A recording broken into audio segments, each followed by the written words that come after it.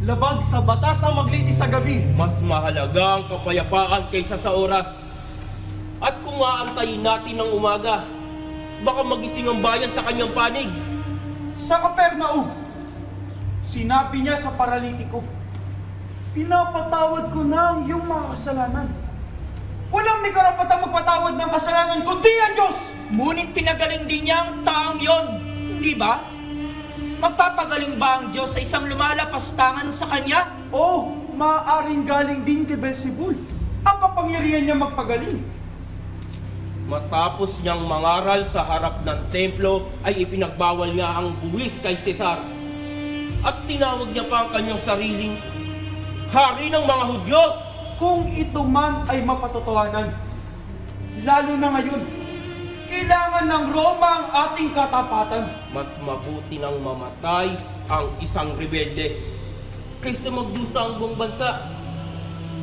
Ngunit narinig natin siya sa ilalim ng sikat ng araw. Ibigay kay Cesar ang nauukol kay Cesar. Alin pa ba sa mga salaysay ang katotohanan? Lahat kayo'y nag-aalab. Ngunit walang liwanag. Ang gabi lumalalim ngunit nananatili kayong bulag.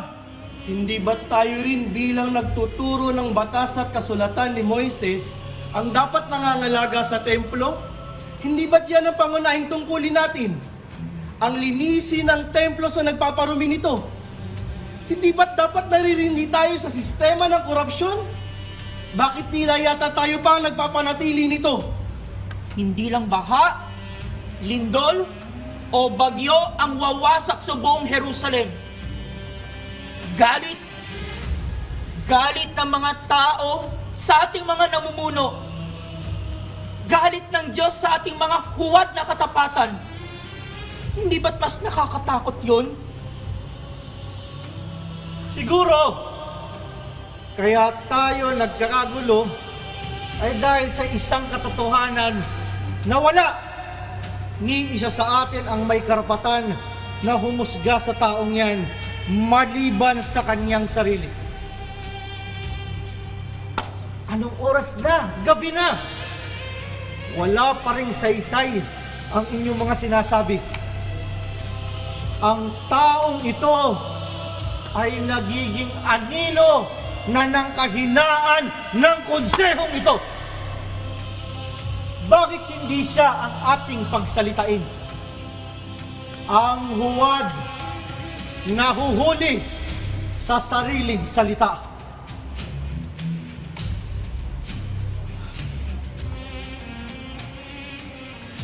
Ikaw ba ang Mesiyas?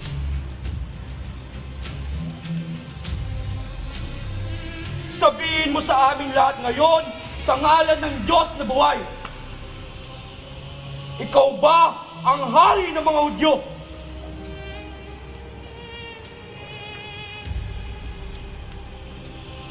Sumagot ka. Ikaw ba ang anak ng Diyos na kataas-taasan?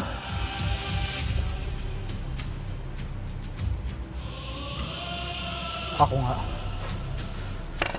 At makikita ninyo ang anak ng tao na nakaupo sa kanan ng makapangyarihang Diyos at dumadating sa alapaap ng langit. Isang kalapas tanganan! Hindi na natin kailangan ng mga saksi! Kayo na mismo ang nakarinig ng kanyang kalapas tanganan sa Diyos! Ano ang inyong mga tol? Kamatayan! Dalhin siya kay Pilato!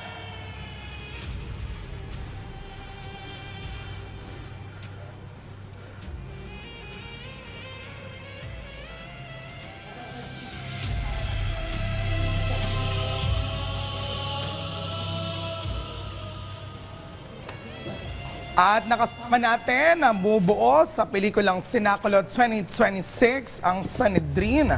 Ang cast of course, nagbigay na sa atin ng pasilip sa kanilang mga karakter. Narito sina JP bilang Jesus, Isabel bilang Maria, si Nino bilang Judas at Eugene bilang Pedro. Kasama rin po natin gaganap bilang mga miyembro ng Sanhedrin, sina Christopher, Kenneth, Alvin at Francis. At kasama rin po natin ngayon ang Executive Director na si Father Jojo Valenzuela, ang Production Manager si Lea Lea Dasigan, ang scriptwriter na si Edward Muli at ang director na si Direk Dondi Bernardino. Welcome po sa Rise and Shine Pilipinas. Rise and Shine po sa inyo. Oo, sa linggo, Easter Sunday na. Mas maraming mga kababayan tayo magninilay at magandang mapanood ang Palm pelikula Sunday, ito. oo. Palm Sunday oo. pala. So Oo. regarding nga po ng ating Semana Santa, ito nga pong Cenaculo 2026 ang Sanhedrin. Unahin po natin kay Father Jojo. Father Jojo, para po sa kaalaman ng lahat, ay taon-taon po ninyong ginagawa po ito. At ano po ang nais pong iparating po ng pelikulang ito? Yes, taon-taon ginagawa ito ng St. John Bosco Parish Tondo, ang pag-present ng Cenaculo. At ngayong taong ito ay nasa makabagong paglalahad ng kwento ng kaligtasan natin, ang paghihirap, pagkamatay at muling pagkabuhay ng ating Panginoon. Gustong ipahatid sa ating mga manonood na ito ay hindi lamang para sa ating entertainment, no? Kundi ito ay para sa ating experience ng pagninilay. Ayun. Okay. Paghahanda sa ating Semana Santa. Ayun, kasama na natin ngayon ang PM, si Miss Lea. Miss Lea, kasi kadalasan, stage play ginagawa ang Cenaculo. Pero this time, you made a different approach. Why film? Dahil mas maraming naaabot ang pelikula, nagawa namin magsimula ng pelikula, mag-transition from stage play to movie dahil sa pandemya, at nakita namin na hindi lamang yung mga taga-community namin or taga St. John Bosco Parish ang naabot nito, kundi maraming mga tao sa buong Pilipinas at sa ibang parte rin ng mundo na naparating namin ang mensahe ng pagliligtas ng Panginoon. Kaya nakita namin na magandang hanggat kaya, ituloy-tuloy yung movie format para mas maraming maabot na mga nais magnilay ngayong Semana Santa, na may mapapanood silang ibang option na not only to entertain them but to help them reflect on their faith. Ayan. Hey, Sir Edward naman, bakit po ang Sanhedrin ang titulo po nito? Sanhedrin po ang napili naming titulo para sa Cenaculo 2026 kasi nais po naming ipaalala na may mga institusyon na dapat nagtataguyod ng katarungan, katwiran, ngunit sila minsan yung gumagamit ng katotohanan sa ibang konteksto para ilihis yung parang paniniwala ng mga tao upang bigyan nila ng katwiran yung desisyon na nagawa na nila. Kundi yun yung ipapako sa krus si Jesus kasi isa siyang banta para sa kanilang authority. So parang nagre-resonate siya sa current situation na ang katotohanan maaaring ipresenta in a different framework, different context, highlighting other things para may dala yung tao sa paniniwala na gusto nilang ihatid. So parang napapanahon po siya para sa ngayon. Direk Dondi, paano ang proseso nito in terms of yung creative approach sa pagbuo ng pelikulang ito? Dahil gusto namin maging reflective experience tong palabas namin, na hindi lang siya entertainment. Gumamit kami ng mga technique at konsepto ng film theory. So, gumamit kami ng konsepto ng breaking the fourth wall, na kung saan yung mga karakter ay parang nangungusap sa mga manonood. So, mafe-feel ng mga manonood na sila yung kinakausap.